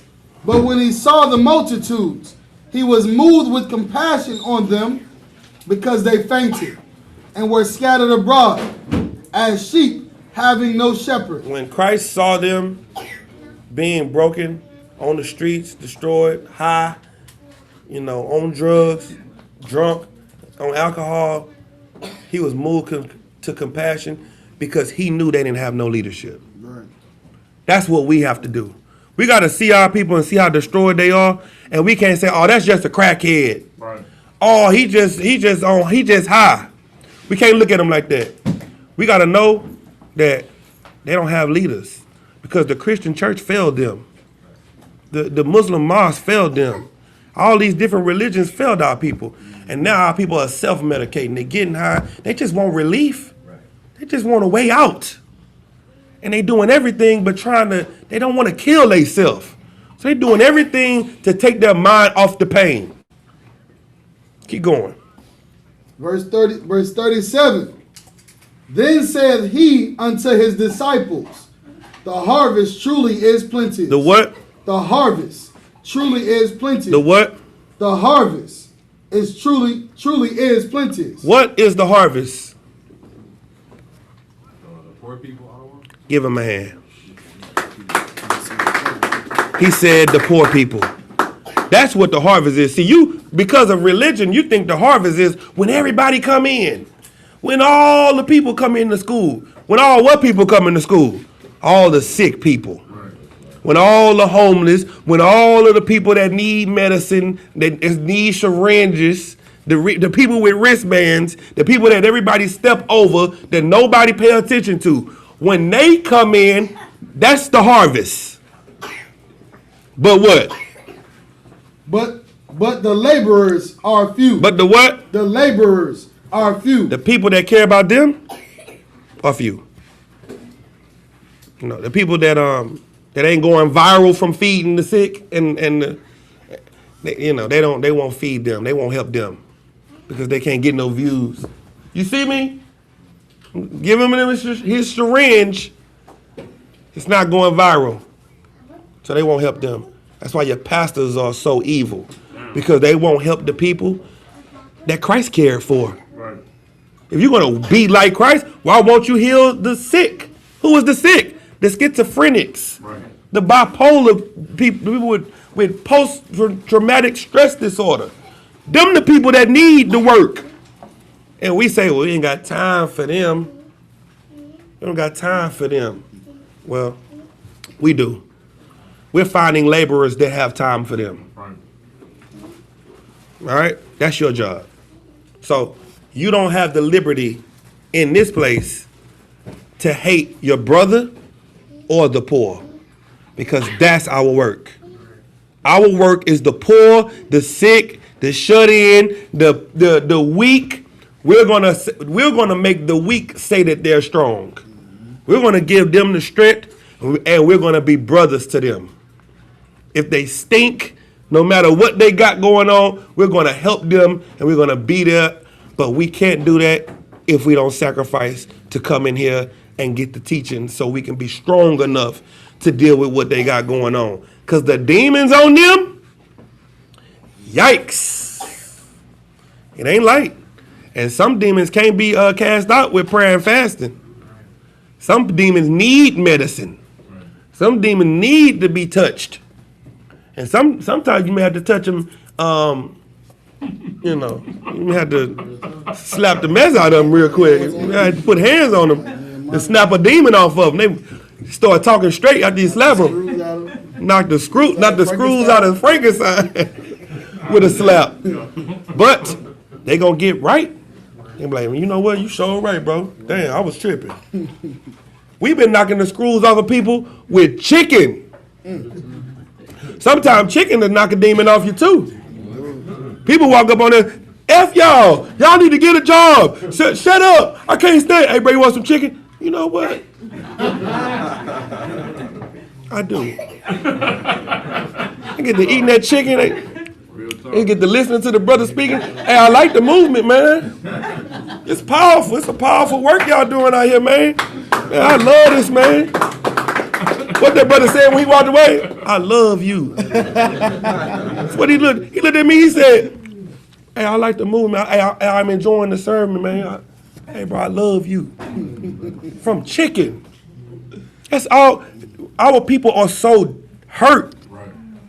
Nobody is willing to help me. Now, you coming out there now, imagine their mindset. I'm hungry. I ain't ate all day. Right. I ain't ate all week. And you come out here talking about the white man, the devil. No, nigga, you the devil. Right. Nigga, give me something to eat. Help me out. Put some shoes on my feet. Then I can listen. That's how you're going to have to start thinking if you're going to do this job. Or if not, there's a church right here. There's a church right there. There's a church right there, right there. There's a church everywhere you can go in and do what you like to do. You can go and do that over there, but not in here. You understand? All right. We got him. Go ahead, sis. I'll just say this and then I'm gonna ask my question. You right about that because a lot of people don't want to put the work in that help the poor.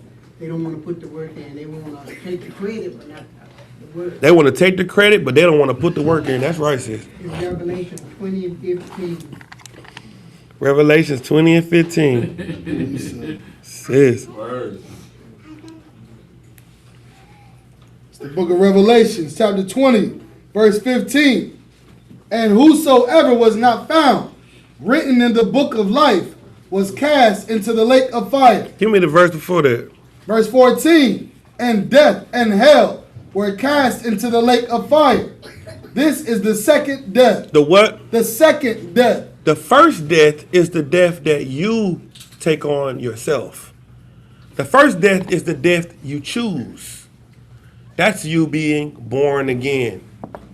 So if you don't choose the first death and put off the old man, then what death are you going to get? Read it again. The second death. You're going to get the second death. And that second death is what? Read at the top of that, 14. And death and hell were cast into the lake of fire. You're going to get cast into the lake of fire because the things that Christ don't like about you is still present. So when he see you, he's going to get rid of you. But if you take it upon yourself to get rid of that person that he don't like and become clean and become a what? A new creature. But if you was in class today, you would know another word. Oh,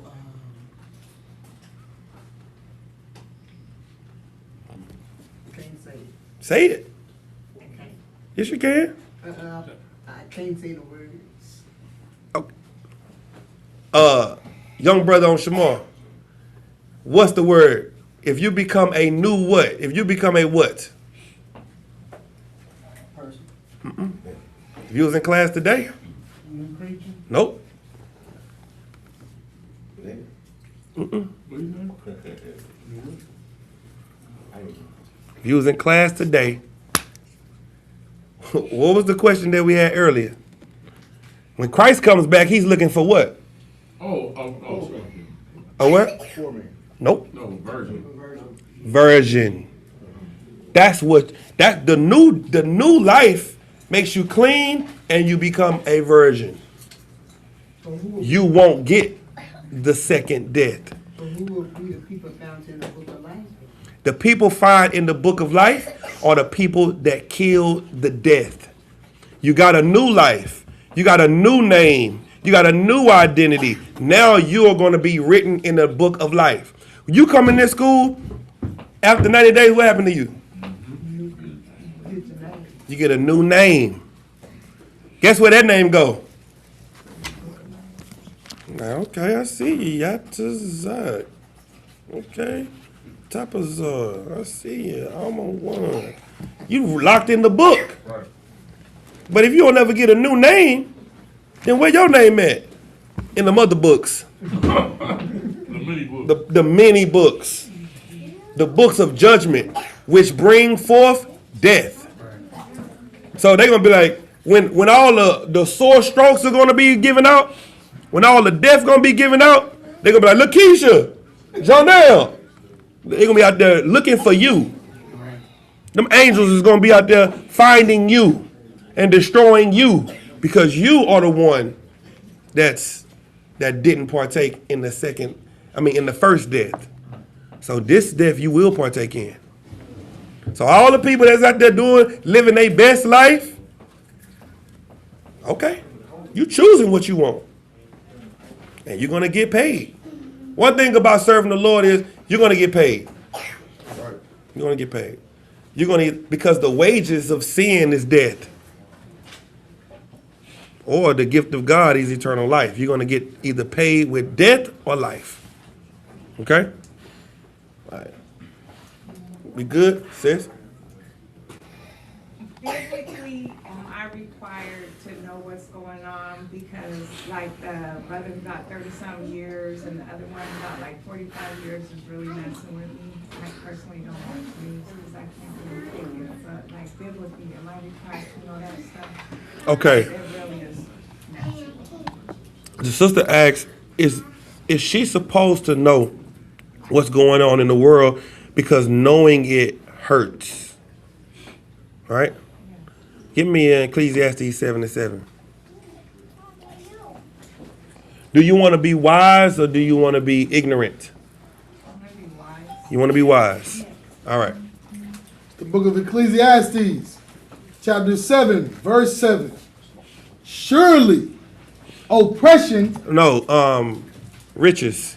Oppression. Good days. Oppression. Surely oppression does what? Maketh a wise man mad.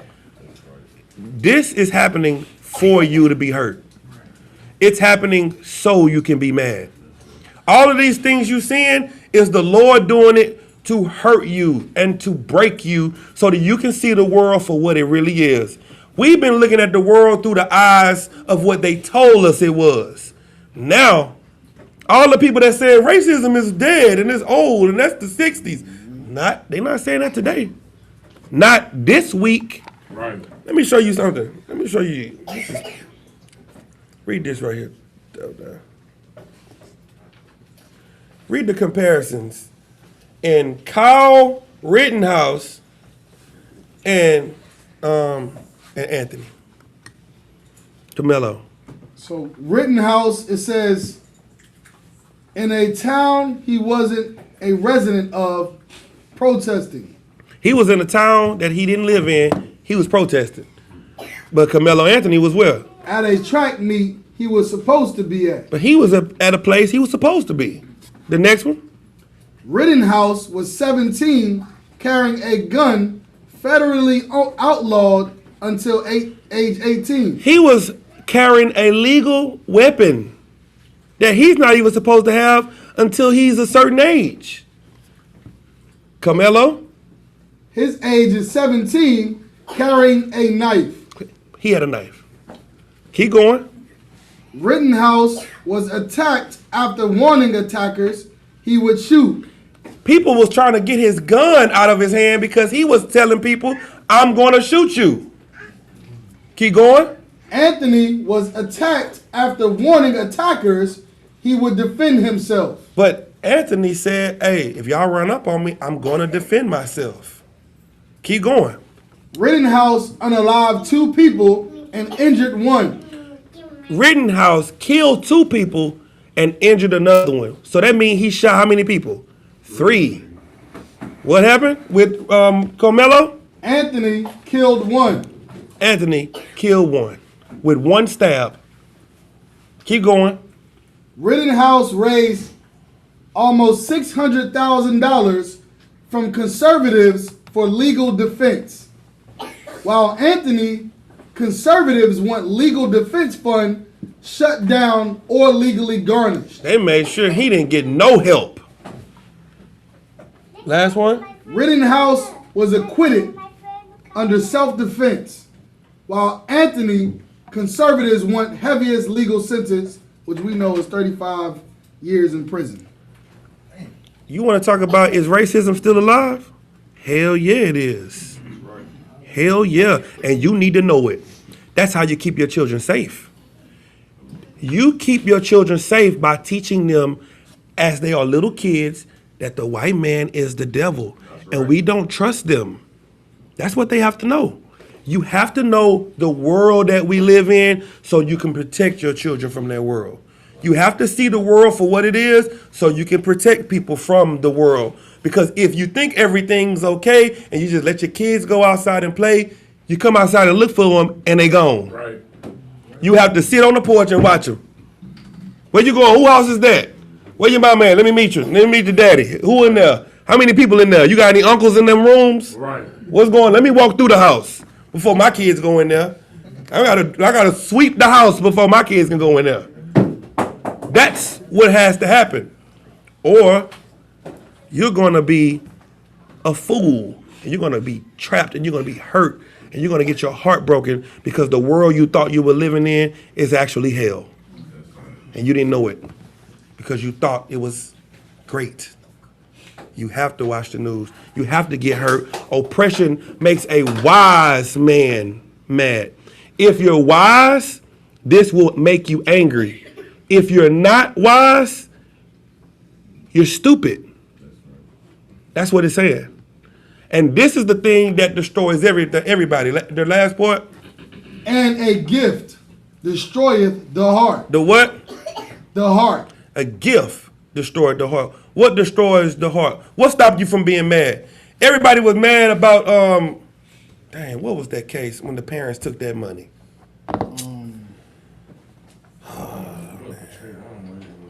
There's a couple of cases where the little sister that was in the freezer. They took the money. The buddy that was rolled up in the mat. Yeah. They took the money. Now they want to reopen the case. The gift destroyed the heart. You know what made them suppress their anger? The money. Nah, ain't no money gonna be able to stop us from being mad. Right. Nah, we're gonna talk about you being the devil, no matter how much money you're talking about. Commander Junior Hunter said, they offer me money all the time for me to be quiet. We're not taking your money. You think we care about, you think we're white if you think we care about money that much. Right. We don't. We good without it. Right. What that boy said on Friday? I'm a man without it. Man without it. Man without it. We good without the bread. Go ahead, sis. I was going to say, when I was growing up, we was taught that everybody loved everybody. When I went off to the army and found out that I was going for a rude awakening, because that's when I felt discrimination head on in violation of my own people. When I say my own people, I mean my own unit. Right. Attacked me, and it sent me into the whirlwind. I didn't know what happened because I was like, they my own people. And so I threatened to kill them, Right. And they took me out the base and sent me home, but they sent me home, they stripped me of everything. And I came out with a messed up mind, and I became somebody else because I didn't know who I was after they violated me and sent me back home. And now it's like, I'm finding out after 40 years getting straightened out. And it's like now, I'm like, where am I? So that's why it took me almost 40 years just to seek God, to find out who I was. And I'm 60, and I'm 60. So I'm trying to find out who I am through God, because it's been so many years trying to find out what happened to me. So I couldn't do nothing else besides trying to find out what happened to me. Well, give her a hand. Because now, sis, you are home. You found it. You found what you've been looking for. The search is over. You have found exactly what you've been looking for your entire life. Now we're going to teach you everything that they didn't teach you because we are good shepherds. All right. Anybody else? Anything else? We good? If I may, sir, a lot of the times we still looking at the eyes through Martin Luther King's dream, and he realized that it was a nightmare. But unfortunately, we haven't realized that America, our life, been a nightmare in America. And until we realize that, Carmelo Anthony gonna keep happening. Cyrus Belton gonna continue to happen. Yeah, that's the fact. We're gonna be marching and standing and praying for a lot of families until they realize that the white man is the devil. And you know who you don't ever expect to do good? Like, who do you not expect to see in heaven? Will Satan be in heaven? Why not? Didn't Jesus die for everybody? Why the devil can't come to heaven? Because he don't want to be. Well, the white man is the devil. And he don't want to be in heaven. Donald Trump said, well, I don't think I'm going to heaven. This is my heaven right here. He said that. Because he knows he doesn't deserve the place we're going to get. He doesn't deserve it. And he won't get it. But you can. You had your hand up? You had your hand up. I was gonna say, can we use Ecclesiastes 5 and 8 for what we just talking about? What you had, Top? Ecclesiastes chapter 5, verse 8. If thou seest the oppression of the poor, and violent perverting of judgment, and justice in a province, marvel not at the matter. For he that is higher than the highest regardeth, and there be higher than they. Give him a hand. That's extra precept. I'm about to put that in the precept book. Let me lock that one in. Right. Yes, that's exactly what we're talking about. That's it right there. That's perfect. All right, y'all got the announcements. The security announcement. So you got it. So today was a glorious day out here in Dallas. Every time we have camp, we gonna have class in Dallas. In Dallas, y'all make sure y'all come tune in to class. You got a question? We gonna have class in, oh yeah, we appreciate you showing up too. You know what I'm saying? And ask questions. You can just ask whatever question you got about any situation. Cause this is where you're gonna come and find the solutions. All right? We're gonna pass the class over to Precinct Officer. I'm gonna want to give him a hand.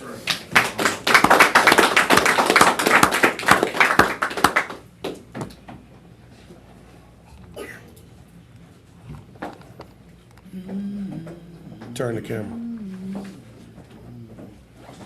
Come. We got the Israelite. Right there. We got the ISUPK. Started at 125th 1 West. Harlem, New York. Rule for every brother and sister. When a new brother or sister comes to class, they are to be saluted only. They are off limit for 6 months. They are here to shed themselves of the world. If a sister or a brother needs transportation, it will be arranged by the teacher. After 6 months, if a brother or sister has an interest in if a brother and a sister has an interest, there is in one another, they will get permission. There's another 6 months they will court and get permission. It will tithes, which is a commandment. Numbers 18 and 21, Malachi 3 and 8, verse 10, which means 10 in the Hebrew. Not sure. 10% of every penny or any increase the Lord gives to you, give it to the Treasury Department or teacher. Priest fund, free will offering for priests, not mandatory. Whatever amount you would like. Upcoming holy convocations. Okay. You ain't got it over here. I think it's what the feast Memorial blowing of the trumpets. Like it. The memorial blowing of the trumpets. We don't have the date. So I like it about September 11th. Yeah, 9/11. September 11th. Oh, it's 9/11? 9/11, wow. Blowing of the trumpets? Oh, weird. That's godly. That's crazy. All right, reminder, Akim and Aqua, to check the bulletin board in the hallway. If anyone wants to be a trooper in the school, to start wearing all black boots, shirts, and pants, headband / scarf. And with that, a migrant. What's you gonna stand?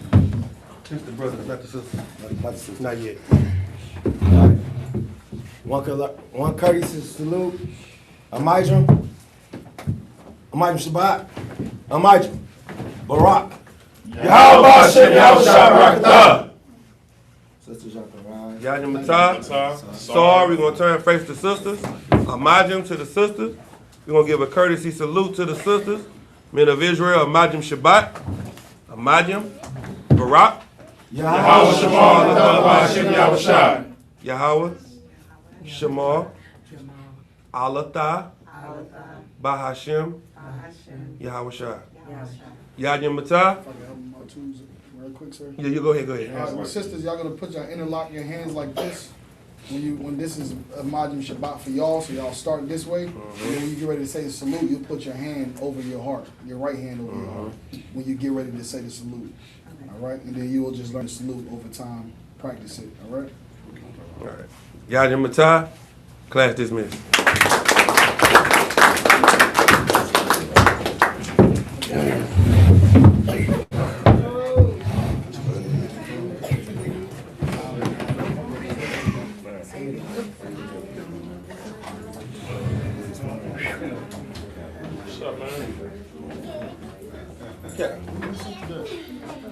I'm trying to get this question in before you